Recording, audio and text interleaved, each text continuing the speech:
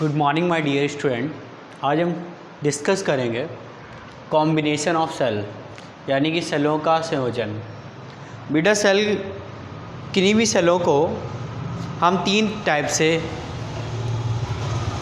Connect कर सकते हैं, या तो उन्हें श्रेणी क्रम में, या उन्हें समांतर क्रम में, या फिर श्रेणी और समांतर दोनों मिक्सअप में।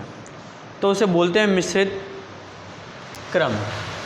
यानी कि सेलों को तीन तरीके से जोड़ा जा सकता है, एक सीरीज़ में, दूसरा पैरेलल में, थर्ड मिक्सअप यानी मिक्स्ड कॉम्बिनेशन जिसे बोलते हैं मिश्रित क्रम। अब इसमें क्या होता है, सेलों के श्रेणी क्रम संयोजन में इस सेल में ये इसका निगेटिव टर्मिनल था यानी कि ऋण ध्रुव, और ये दूसरे सेल का धन ध्रुव था। तो बताया अगर कभी भी पहले सेल के ऋण ध्रुव का संबंध दूसरे सेल के धन ध्रुव से हो तो इस टाइप का संयोजन श्रेणी क्रम संयोजन कहलाता है। यानी क्या बताया, इस कॉम्बिनेशन में क्या होगा, जो फर्स्ट सेल होगा उसका निगेटिव टर्मिनल सेकंड सेल के पॉजिटिव टर्मिनल से कनेक्ट होगा।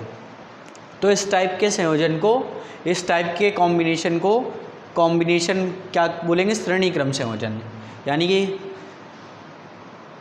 सेलों का श्रेणी क्रम संयोजन। अब इस बात करते हैं इस पूरे परिपथ के विद्युत वाहक बल की। तो हम लोग जानते हैं कि इनका जो क्रम है वो सेम क्रम में जुड़े हैं, यानी कि सभी ये बैटरियां जो हैं उनकी पोलैरिटी सेम है। तो कुल विद्युत वाहक बल की बात करें तो टोटल ए और बी के बीच टोटल यहाँ पर ए पॉइंट कंसीडर कर रखा है और यहाँ बी पॉइंट कंसीडर कर रखा है। तो कुल विद्युत वाहक बल क्या होगा, सबके विद्युत वाहक बल को ऐड कर देंगे, E1 + E2 + E3 + En। सभी सेलों के विद्युत वाहक बल E और इंटरनल रेजिस्टेंस यानी कि आंतरिक प्रतिरोध R मान रखा है। इसका कनेक्शन एक बाय एक्सटर्नल रेजिस्टेंस से करा रखा है और की से। तो अगर कुल आंतरिक प्रतिरोध की बात करें तो R1 सीरीज़ में है तो R1 + R2 + R3 ... Rn, यानी कितना आएगा, सभी की वैल्यू R रख दी और इसे n टाइम्स बार ऐड करें तो NR आ जाएगा। अब अगर परिपथ total resistance of the circuit क्या होगा, यानी कि परिपथ का कुल विद्युत वाहक बल, तो हम जानते हैं कि ये इंटरनल रेजिस्टेंस जो होंगे कुछ इस तरीके से डायग्राम बनेगा।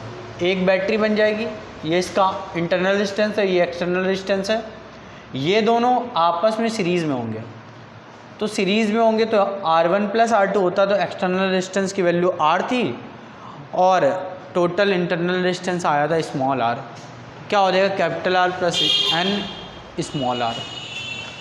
अब अगर परिपथ में प्रवाहित होने वाली धारा यानी कि flow of current in the circuit क्या होगा, total EMF upon total resistance. कुल विद्युत वाहक बल टोटल EMF कितना होगा, n × E, और टोटल रेजिस्टेंस कितना है बेटा, capital R + n × small r रख दिया। अब बात करते हैं बेटा combination of a cell in parallel combination की बात करते हैं कि समांतर क्रम क्या होता है। तो इसमें सभी सेल का जो पॉजिटिव टर्मिनल है वो किसी एक पॉइंट से कनेक्ट है और नेगेटिव टर्मिनल किसी दूसरे पॉइंट से कनेक्ट है। तो अगर पॉजिटिव टर्मिनल यानी कि धन ध्रुव एक पॉइंट से कनेक्ट हो और ऋण ध्रुव दूसरे पॉइंट से कनेक्ट हो तो इस टाइप के कॉम्बिनेशन को हम बोलते हैं समांतर क्रम यानी कि पैरेलल। अब बात करते हैं इसमें सभी सेलों का EMF कितना है। तो ईच सेल का EMF E है और इंटरनल रेजिस्टेंस स्मॉल r है। तो अगर सेल के विद्युत वाहक बल की बात करें तो हम जानते हैं कि in parallel potential is remain constant, यानी कि विभवांतर हमेशा नियत रहता है किसमें, पैरेलल कॉम्बिनेशन में। तो सेलों का कुल विद्युत वाहक बल क्या होगा, तो जितना इसका होगा उतना इसी का है, तो A और पॉइंट B के बीच भी पोटेंशियल उतना ही होगा, तो कुल विद्युत वाहक बल तो E हो गया। अगर आंतरिक प्रतिरोध की बात करें तो ये सभी रेजिस्टेंस जो हैं वो पैरेलल में अटैच हैं, तो 1/R1 + 1/R2 + 1/R3 .. so on 1/Rn। यहाँ पे सभी की वैल्यू रख दी तो क्या आएगा, n/R। तो नेट इंटरनल रेजिस्टेंस आ जाएगा R/n। अब परिपथ का कुल विद्युत वाहक बल यानी कि total resistance of the circuit क्या निकलेगा, capital R + small r/n। Calculate कर दिया तो NR + R/n आया। अब अगर हम सर्किट में फ्लो होने वाली करंट की बात करें तो वो क्या होगी, तो बोल देंगे फ्लो, प्रवाहित होने वाली धारा